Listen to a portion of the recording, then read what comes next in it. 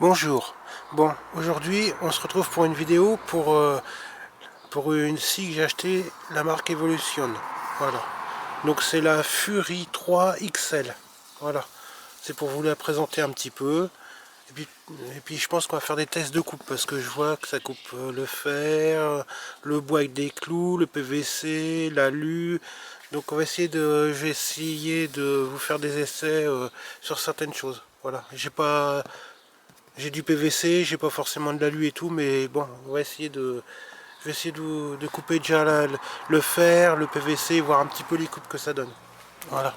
Bon, j'ai ouvert le carton, mais j'ai pas déballé encore. Donc, on va regarder un petit peu. Là, il y a le sac à poussière et un support. Je vais poser ça là. Voilà. Là, on a plein d'accessoires. Voilà.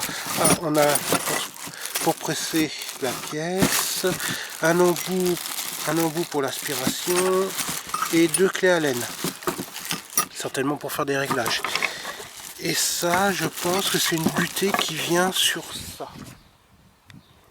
Je pense que c'est une butée qui vient sur ça, qui doit venir se coulisser dessus. Voilà.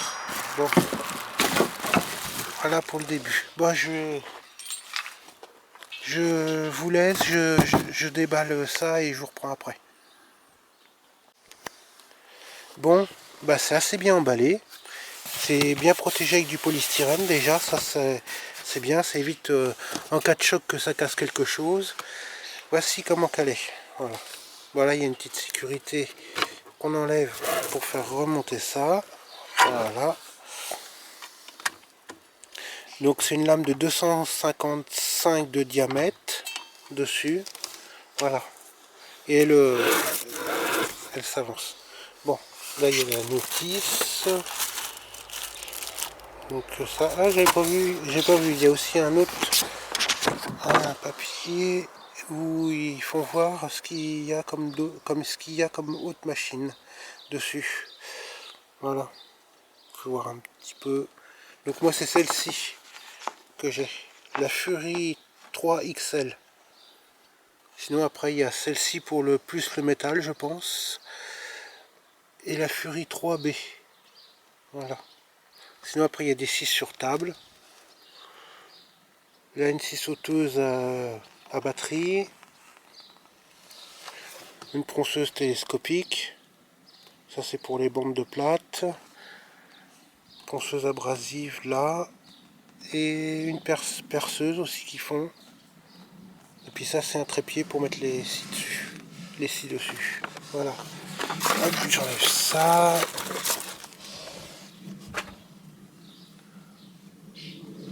Voilà.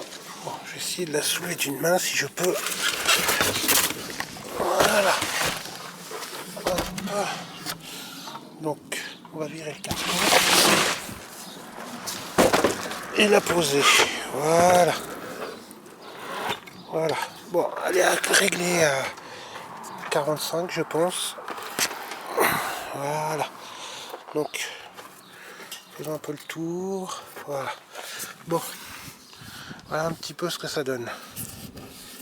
Là, on a la manette pour les angles prédéfinis. Ça, par contre, je sais pas à quoi ça sert, la molette au bout. Ah, ça doit être pour déverrouiller, je pense. Non? Donc, bon, je vais filmer sur trépied. Ça sera, j'aurai mes deux mains libres. Je mets sur pause, je vous reprends après. Ce que je reproche un peu, c'est qu'il n'y a qu'un support comme ça pour mettre pour mettre ça en bout, pour faire les coupes répétitives. Ça rentre pas parce qu'il y a.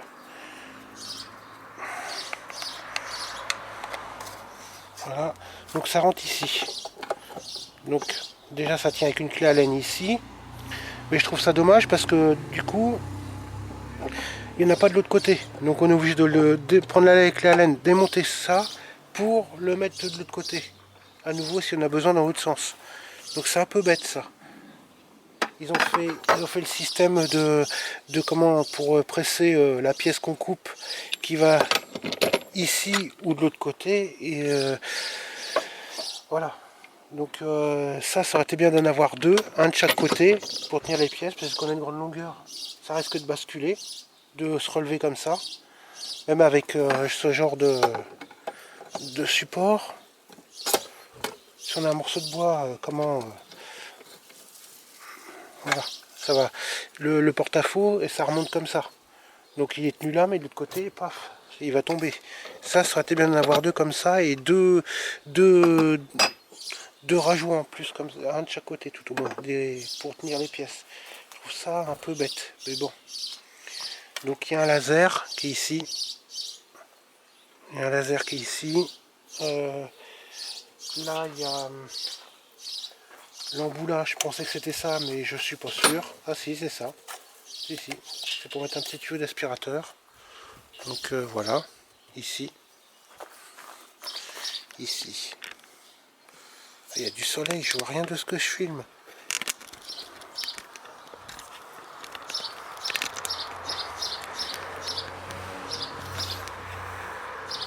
Voilà, donc ça vient d'ici. Voilà, voilà. Bon, après il y a un genre de bouchon. Là, je pense que c'est pour fermer ici. Je sais pas pourquoi, mais enfin, voilà, ils ont mis un bouchon. Je sais pas pourquoi. Donc ça. Et il y a des clés à laine. Donc je pense que les clés à laine c'est pour ça. Ça je vais le mettre de ce côté là, moi quoique je vais pas mettre de butée. Ça c'est pareil, quand on veut la butée, il faut forcément démonter ça pour enlever la butée, parce que la butée, on n'en a pas forcément besoin à chaque fois. Donc quand on aura mis notre ajout de table, comme ça.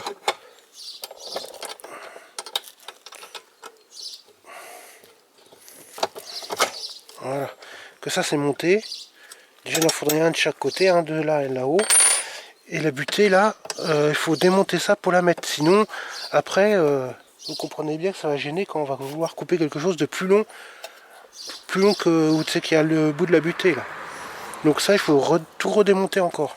Ils auraient pu faire comment un système avec une butée qui s'incline, qu'on puisse sur un genre de rail, un genre de tube ou quelque chose, et puis une butée qui se pivote à la longueur voulue où on veut que ça soit coupé. Pour faire les coupes répétitives comme ça, là, vous auriez une butée qui pivote comme ça. Vous la mettez, vous mettez vos morceaux de bois, clac, vous le coupez à la bonne longueur. Après, si vous avez un morceau de bois plus long à couper, on fait ça, on coupe son bout de bois plus long, et après si on veut reprendre les coupes répétitives, clac, il y avait juste à pivoter comme ça. Donc ça c'est un peu... bon, je suis déçu pour ça quoi. Et puis ça aussi, je suis déçu qu'il n'y ait pas un de chaque côté. Enfin, c'est comme ça, voilà. Il y a deux clés à laine, alors celle-ci ça sert ça.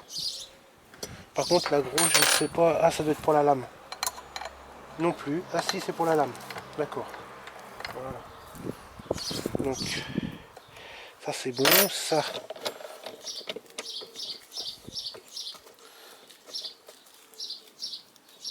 c'est pareil, c'est bien, mais alors quand on a des morceaux de bois, un morceau de bois un peu petit à couper, il n'y a plus rien pour le tenir. Parce que du coup, la dernière limite c'est là que ça sert. Donc si on a un morceau de bois plus petit, qu'on a des petites pièces à faire, du coup, quand on va baisser la lame, eh ben, il faut le tenir à la main. Et mettre la main près de la lame, c'est pas ce qui est le mieux. Si pour une raison ou une autre, ça saute ou autre chose, c'est pas très sécurisant. Enfin, ils auraient pu faire un système où ça coulisse, ou pour qu'on puisse au moins serrer les pièces, les dernières pièces ici. Voilà. Je sais pas si vous voyez, mais ce que je veux dire, mais voilà. Parce que là, ça ne nous sert à rien d'être trop long, mais au moins serrer les pièces près de la lame. Et là, du coup, ça le fait pas. Donc voilà, sinon qu'est-ce qu'il y a d'autre? Il y a un laser dessus. Alors ça, ça bloque bien. Ça bloque bien pour... on peut pas la tourner. Ça, faut tourner et après débloquer ça pour tourner. Voilà. Là on est à 30 degrés. Là je m'en mets à 0. Elle a des encoches pour des angles prédéfinis déjà. Donc on resserre. Hop. Donc voilà. Après, ouh, il fait chaud. Là, il y a le fil d'alimentation. J'espère qu'ils ont mis une bonne longueur parce que c'est un peu le souci des fois. Ils mettent un peu court.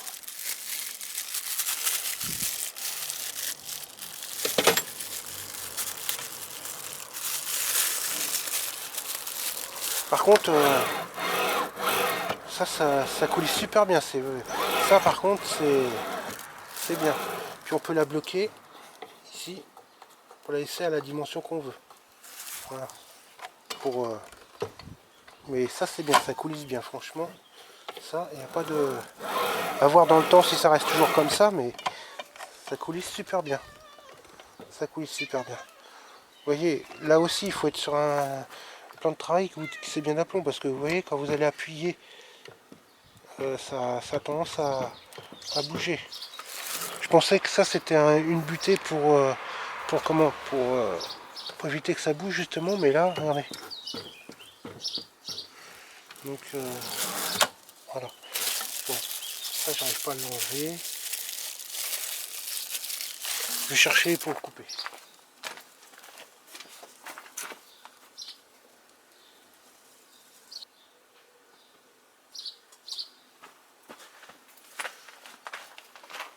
Bon, voilà. Hop.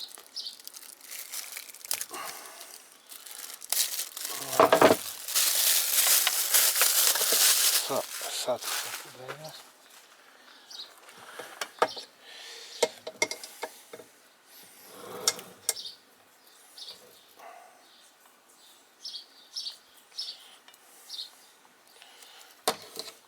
Voilà. Oh bon, il y a un peu de longueur de fil quand même. Bon, c'est bien.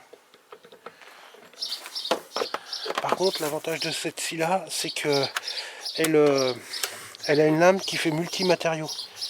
Ça, c'est bien. Quand on a du vieux bois ou autre chose, pas besoin de regarder s'il y a un clou ou autre chose, hop, on le coupe.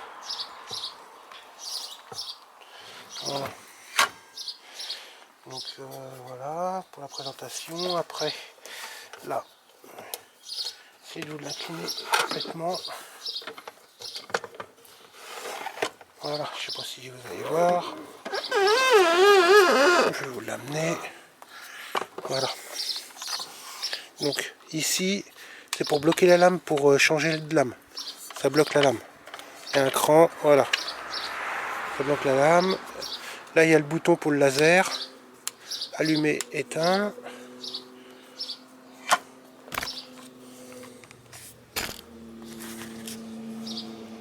Voilà. Donc, je vais la remettre à 90 degrés. Voilà en gros la présentation de toute la machine. Et je me demande s'il y a un trou là, si d'ailleurs ça, on ne pourrait pas le mettre ici. Oh, je suis pas sûr. Non, il n'y a rien pour serrer, du coup ça va pas tenir. Ouais, ça rentre pas. C'est dommage. Et sinon, ça aurait été intéressant aussi de pouvoir serrer les pièces dans ce sens-là. Mais non, apparemment, c'est pas prévu pour ça. Et ça rentre pas. Non, ça rentre pas. Mais je pense que moi, je vais m'en servir, ça. Et je vais faire un serrage comme ça. Je sais pas encore comment, mais je pense que je vais faire un serrage pour plaquer le long de la table. Voilà. Donc, on va remettre ça là. Je vais le serrer. Ça y sera mis.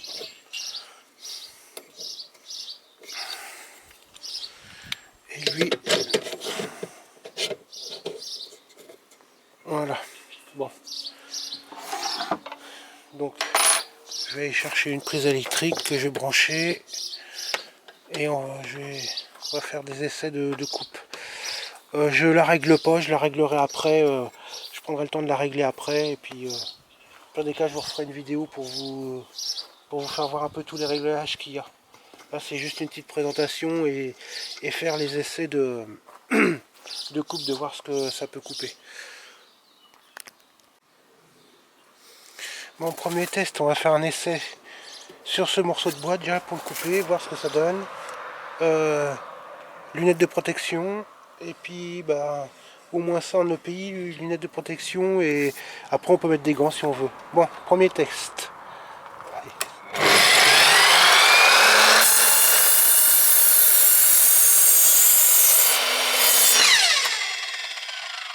Ah, vous avez vu, elle a un frein de lame, c'est bien ça.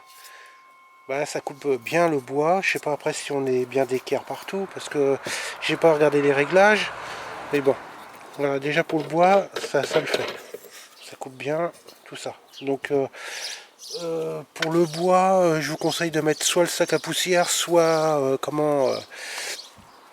soit une aspiration, parce que ça fait quand même pas mal de poussière. Voilà. Bon, j'ai un bout de PVC qui traîne, on va essayer de couper ce morceau de PVC là. Pour serrer le PVC là, c'est un peu, ça serre, mais bon, c'est pas super top leur truc. Il aurait mieux fallu que ça soit un plat carrément, mais enfin voilà. Bon, on va essayer de couper le PVC.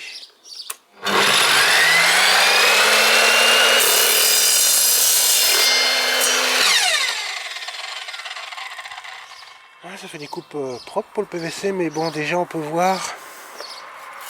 Première chose que je m'aperçois, c'est que c'est pas 90 déjà, ça c'est sûr. Donc il va falloir que je la règle déjà pour ça. Bon voilà, pour ça le PVC on est ok. Maintenant, style de rail pour faire placo plate.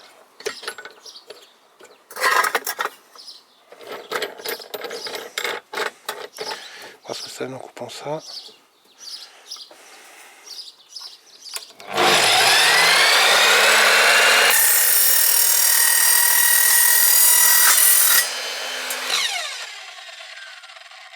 Donc, là, ça coupe bien.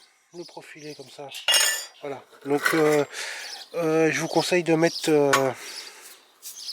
les lunettes, hein, parce qu'il y a plein de petits bouts de limaille qui volent quand même partout. Donc, ça serait quand même dommage d'en prendre un bout dans les yeux. Ça c'est bon. Maintenant, j'ai du carré comme ça. On va essayer de couper un morceau de carré comme ça. Voir. Pareil, on serre, mais là c'est, la vis tombe pas au milieu. Je pense que ça c'est peut-être un peu trop gros. Je sais pas. Ils auraient dû faire peut-être la plateforme qui appuie sur la pièce, peut-être un peu moins gros. Bon. Troisième essai de coupe. Là c'est 30-30 le carré. En 1,5 d'épais.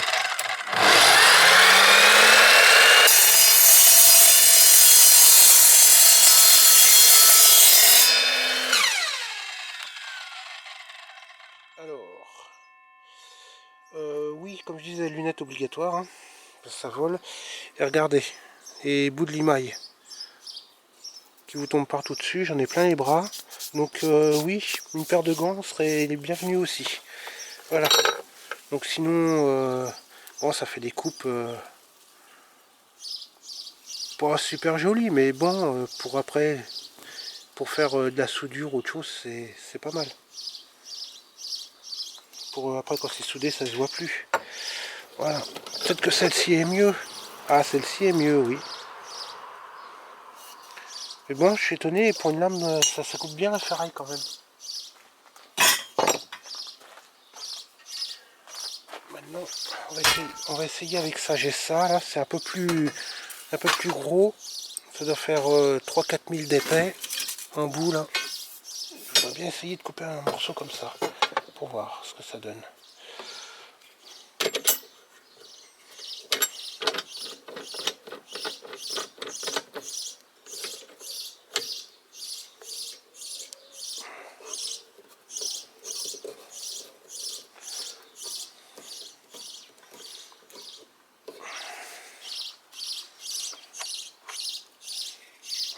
Allez, quatrième essai.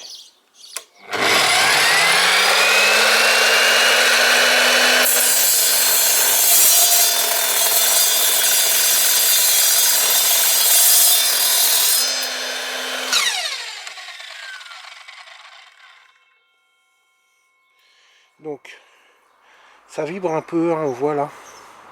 Au démarrage, ça vibre un peu. Mais sinon, ça coupe bien.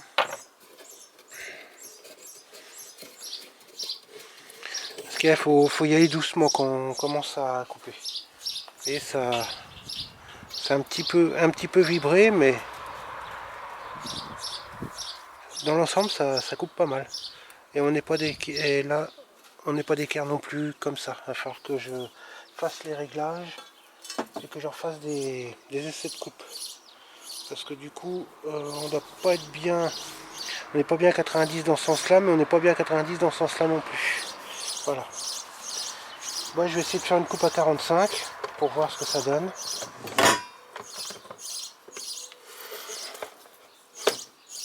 Non, 45, c'est là. Voilà.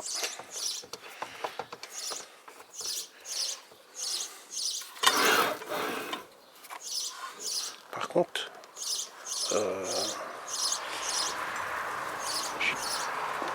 voilà. Bon, je vais faire une coupe à 45 sur ce morceau-là.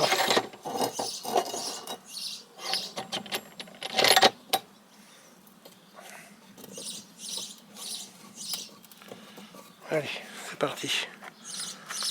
Lunettes, et on y va.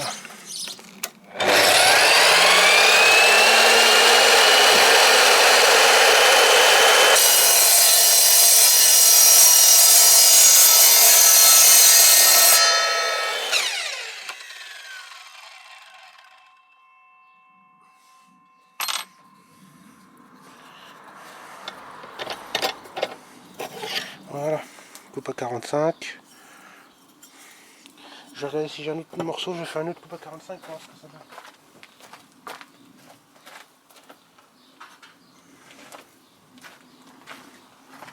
J'ai une autre chute là. Hop. Voilà. Coupe à 45. Mais alors là, il est limite assez long. C'est ce que je vous disais, que pour les petites pièces, ça se complique. J'en ai un bout plus long, je crois.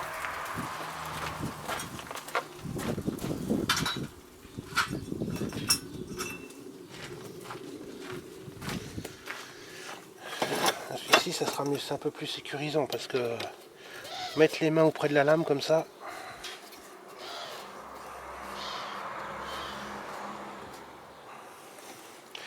Je peux regarder le laser, il fonctionne. Le laser, tac. Ah oui, il fonctionne. Je sais pas si vous le voyez, mais il fonctionne. Tout en baissant. Ouais, on ne le voit pas beaucoup parce qu'il fait bien soleil. Bon, allez.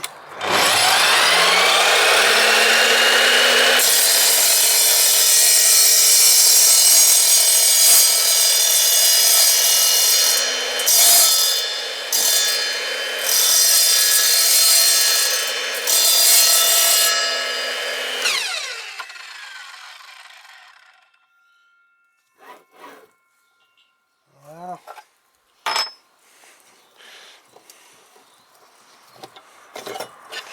On met les coups comme ça.